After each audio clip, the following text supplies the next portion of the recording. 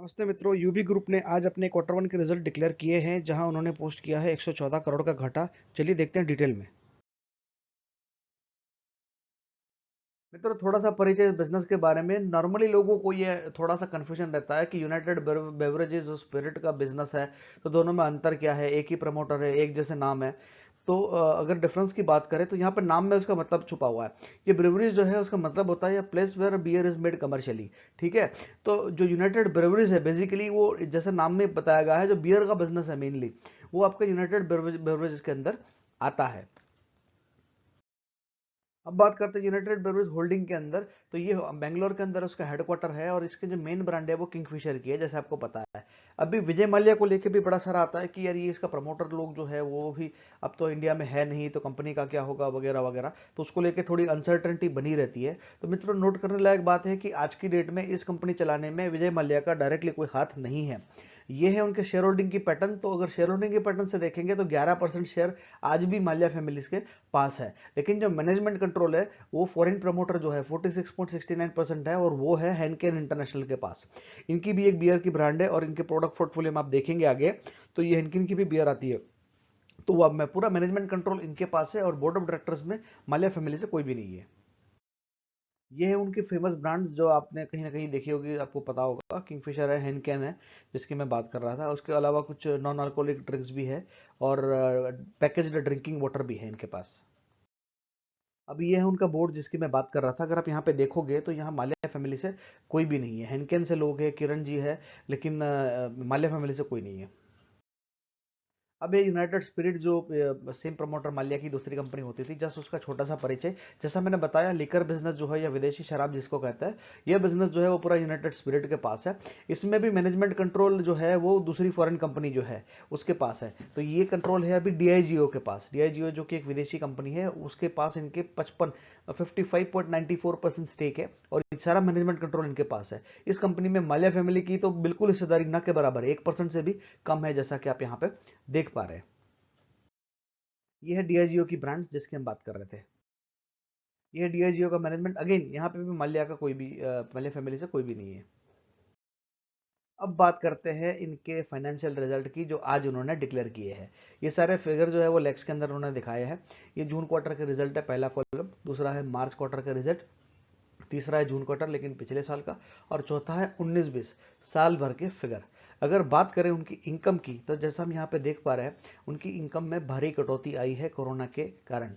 1263 करोड़ की उनको इनकम हुई है, जो पिछले क्वार्टर में 3099 करोड़ की उनको इनकम हुई थी। तो ये 3100 करोड़ से घट के 1264 करोड़ के आसपास वो आ गए। तो उनकी इनकम में जो रिडक्शन है वो आधे से भी ज़्यादा है। तो बहुत भारी फटका उनको पड़ा है उनकी इनकम में, जो कोरोना के चलते। अब ये इनकी जो प्रोडक्ट्स जो बिकती है नॉर्मली, तो वो जो लिकर शॉप भी बहुत टाइम के लिए बंद थी, तो वो वहाँ बीच में खोली थी उन्होंने, लेकिन बाद में खोली थी।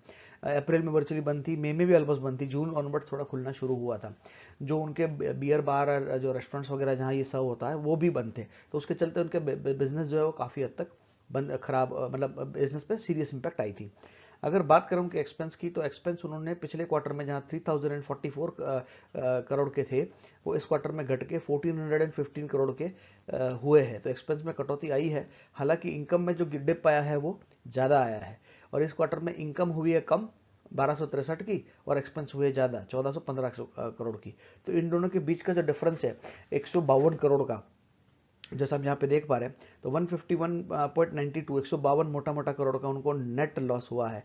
तो ये कंपनी जो कि अच्छे खासे प्रॉफिट्स में थी अब तक, कोरोना के चलते ये भी घाटे में आ गई। 152 करोड़ का उन्होंने ग्रॉस जो है वो प्रॉफिट उन्होंने यहाँ पे रजिस्टर किया है।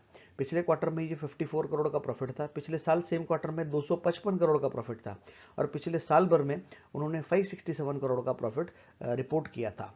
हालांकि यहाँ पे उनको टैक्स क्रेडिट कुछ मिला हुआ है 37 करोड़ का, तो उसके चलते उनका जो नेट जो घाटा है वो घट के 114 करोड़ पे आ गया है, जो पिछले क्वार्टर में 41 करोड़ था। पिछले साल सेम क्वार्टर में 164 करोड़ था और पिछले साल भर में ये 427 करोड़ था। तो अभी देख पा रहे हैं कि ये भारी घाटा हो गया है। 427 करोड़ का नेट प्रॉफिट जहां उनको पिछले साल हुआ था, इस क्वार्टर में ये 114 करोड़ आ गए। तो ये मोटा मोटा एक क्वार्टर तो माइनस में चला गया। अगर अगले क्वार्टर में इतना ही अगर प्रॉफिट भी करते हैं, तब भी वो उनका जो है अर्निंग पर शेयर जीरो पे आएगी। तो उनके वर्चुअली 2 क्वार्टर तो है वो ऐसे ही वॉश आउट हो गए। तो इनका अर्निंग पर शेयर जो इस क्वार्टर में -4.32 का रहा है, वो पिछले साल भर में ये 16 के आसपास का था।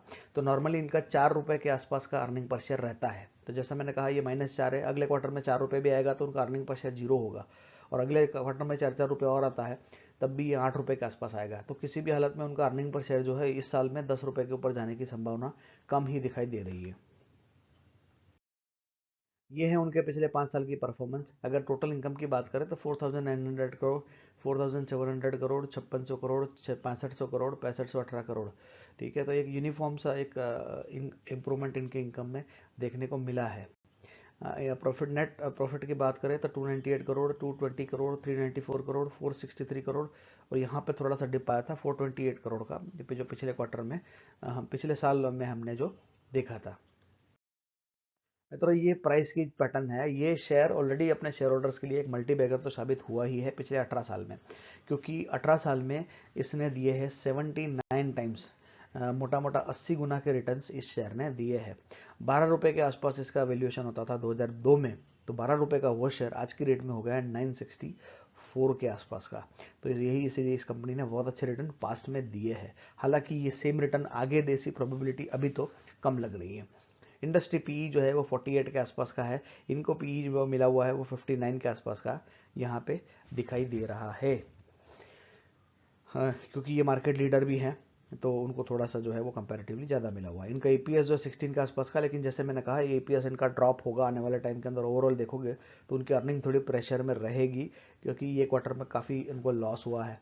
तो हो सकता है कि इसकी इम्पैक्ट जो है इसके प्राइस में आपको देखने को मिल सकती है। वैसे भी उनको पी वैल्यूएशन ज़्यादा मिला हुआ है, ऊपर से ईपीएस भी कम हो गया, तो इनके प्राइस में मान के चलिए कि छोटा मोटा करेक्शन आएगा, और ये 900 800 हो सकता है 800 के नीचे भी कुछ समय के लिए चला जाए। तो करेक्शन इसका आना तय है। हालांकि जैसे हमने बताया इसका मोनोपोली वाला बिजनेस है और साउंड्स गुड, तो अगर अच्छे वैल्यूएशन पे ये शेयर मिलता है तो उसको लेके रख सकते हैं लंबे अरसे के लिए। लेकिन ये 800 के नीचे आएगा तो लेने में समझदारी, अदरवाइज इस लेवल पे तो खरीदा ये अभी महंगा लग रहा है और करेक्शन आएगा ऐसा लग रहा है। मित्रों, यही वीडियो समाप्त करेंगे। अगर आपको अच्छा लगा है तो चैनल को सब्सक्राइब करें, इस वीडियो को लाइक करें और शेयर करें। वीडियो देखने के लिए आपका बहुत बहुत धन्यवाद।